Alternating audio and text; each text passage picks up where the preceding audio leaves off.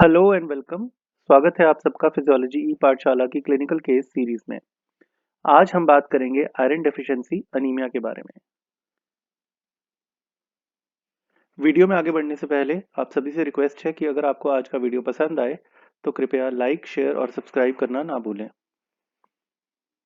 A 30-year-old female laborer presents with the complaints of breathlessness on exertion, palpitations, excessive fatigue, and when asked about her menstrual history, she reveals that she has heavy bleeds.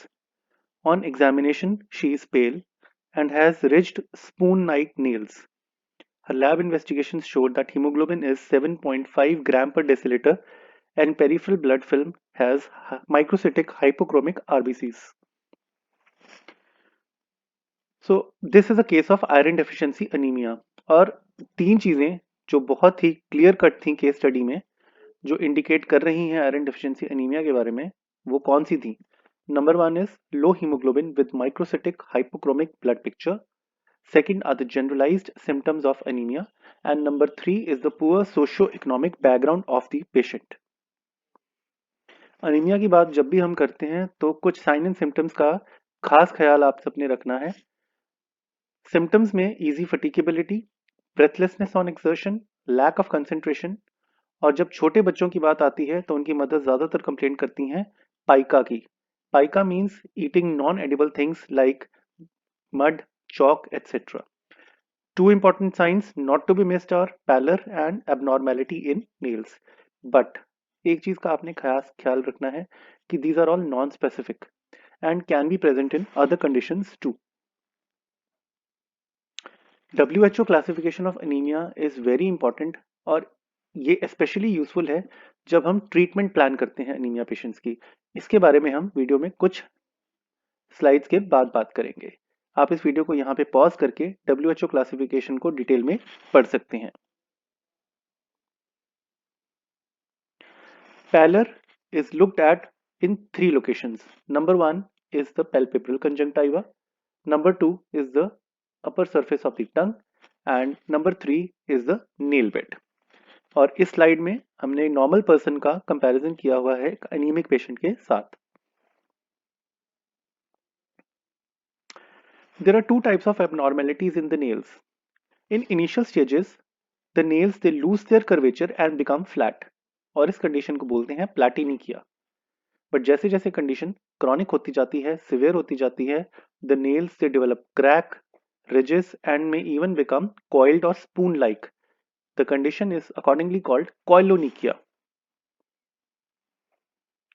Microcytic hypochromic इस case के अंदर भी हमारी blood picture थी, तो आप यहाँ पे क्लियर कट कंपैरिजन कर सकते हैं नॉर्मल ब्लड पिक्चर का आयरन डेफिशिएंसी अनीमिया के पेशेंट्स की ब्लड पिक्चर के साथ. What are the causes of this condition? Causes को हम कैटेगराइज कर सकते हैं 6 अलग अलग कैटेगरीज में. The first and the foremost is reduced dietary intake. अब डाइटरी इंटेक किसकी? ऑब्वियसली आयरन की.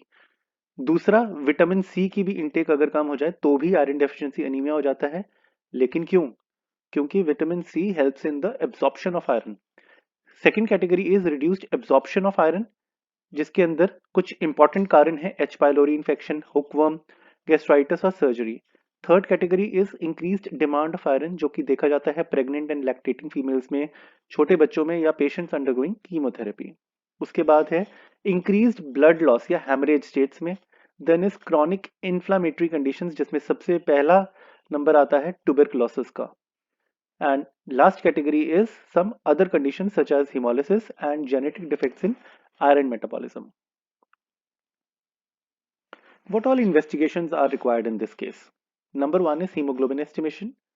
Then is RBC indices like MCH, MCHC, MCV. Then serum iron, ferritin, transferrin, total iron binding capacity, transferrin saturation and peripheral blood film. एक नजर iron transport और metabolism की तरफ भी हम जरूर देखेंगे. So again you can pause this video over here and you can just review the main steps of iron transport and metabolism.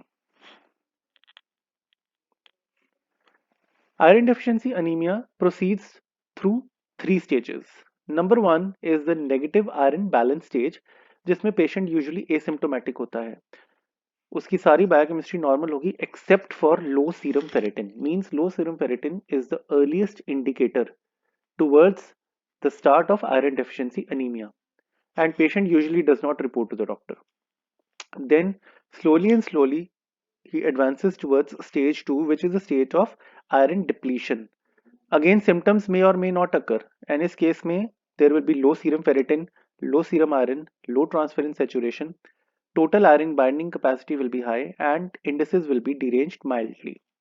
But जैसे जैसे condition severe होती जाएगी, it will change into iron deficiency state. All the symptoms and signs of frank iron deficiency will appear, and the patient usually reports to the doctor in this state. And in this case, the hemoglobin is quite low, hematocrit is low, so is the reticulocyte count. RBC indices are highly deranged, and microcytic hypochromic RBCs start appearing in the blood. What are the treatment options for this condition? तो जैसा कि हमने पहले बात की थी WHO classification के time, depending on the severity of anemia, we decide what plan of treatment to take.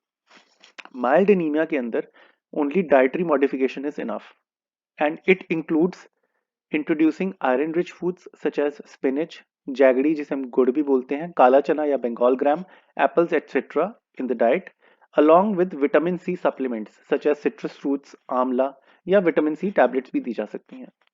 Moderate anaemia के केसेस में डाइटरी मॉडिफिकेशंस तो करनी ही है, इसके अलावा आपको फेरस सल्फेट टैबलेट भी देनी होती है.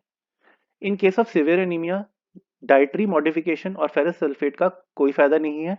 आपको सबसे पहले उसका बेसिक हीमोग्लोबिन बिल्डअप करना पड़ेगा. कैसे? By giving parenteral iron dextran infusion, or you can even resort to transfusion with packed RBCs or whole blood, whichever is available in your setting.